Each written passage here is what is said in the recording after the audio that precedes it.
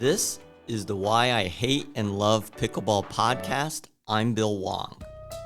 As a reminder, starting next week, I'm consolidating my pickleball podcast with my writing podcast on the same platform. Pickleball will be released on Sundays, and writing will be released on Wednesdays. I hope you listen to both, but if you don't, that's okay. When I do my bonus episodes, I will try to release them on Thursday or Tuesdays, depending on the studio availability, editing, and production. Last week I discussed pride as a top sin. Often players don't want to look bad, so they don't improve by trying new shots. To walk the walk, I played an open play lefty. 2 or 3 weeks ago, I played lefty. I can tell my partner was really upset with me because I was making terrible shots. He even made a comment, "Oh, those guys are better than you and you shouldn't be playing here." He didn't even realize I was playing lefty. 1 or 2 games I played righty and I played phenomenal, and I'm sure he did not realize that, oh my gosh, he's a really good player, but he was playing lefty and then righty. People need to be more self-aware of their situation. Last week I did play lefty, even though I am a righty. I've been practicing my lefty for about a year. About 2 weeks ago, my backhand ground strokes started to click. About a week ago, my backhand dinks became more consistent. They were adequate. I really wanted to prove to myself that I could play lefty. When I went to open play, I played lefty. I started at the low level and I warned my partners. I told them, "I'm really sorry for you." They said, "Why?" They know me and they rolled their eyes and said, "Okay." I'm sure they were preparing to be beaten and beaten very badly. People were picking on me because every time they hit to my backhand, I would miss a ball. It was actually quite refreshing that I was getting picked on and I was missing balls. Over time, I started getting better. Every single one of the games I played, I won as a lefty. After 2 to 3 games, I moved to the advanced courts and I did the same thing. I told my partner, "Hey, I'm playing lefty. I'm really sorry, but this isn't going to be really good for you." A lot of them weren't very happy, but they played anyway. I won every single one of those games also. Later on, when I was getting tired, I started switching between right and left. I actually won all those games. You might ask, why is he playing left-handed when he's righty?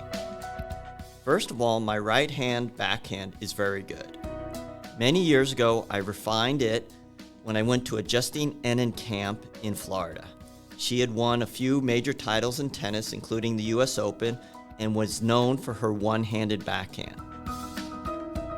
However, when I'm on the right, I have about 8 to 10 inches less reach going into the middle.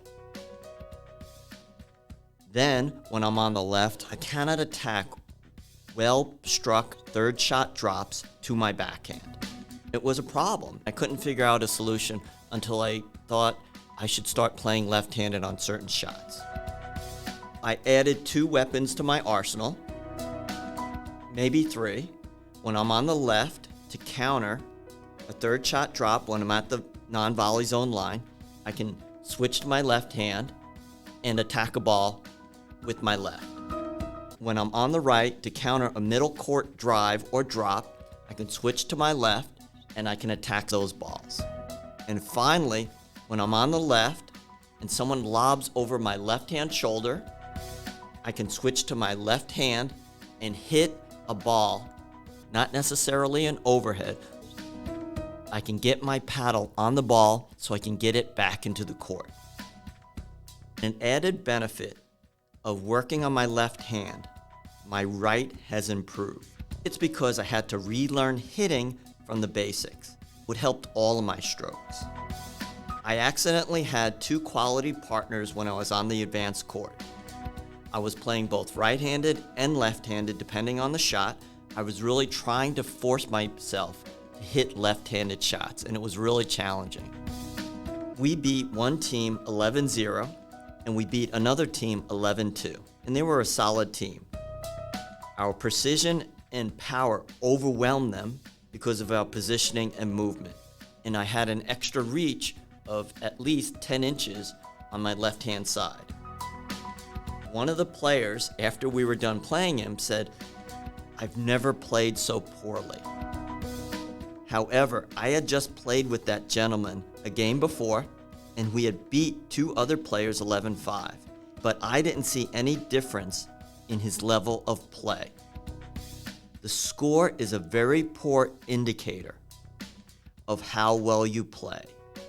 I could play very well and lose 0-11, or I can play very poorly and win 11-0. The score is a terrible indicator of your ability.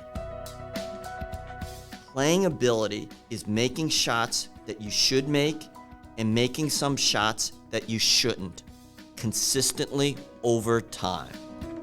I'm going to repeat that. Playing ability is making shots you should and making some shots that you shouldn't consistently over time. It is not about the score. I've been practicing other shots to add to my arsenal. If I get hit balls low to my backhand and to my forehand, I don't reach it as well.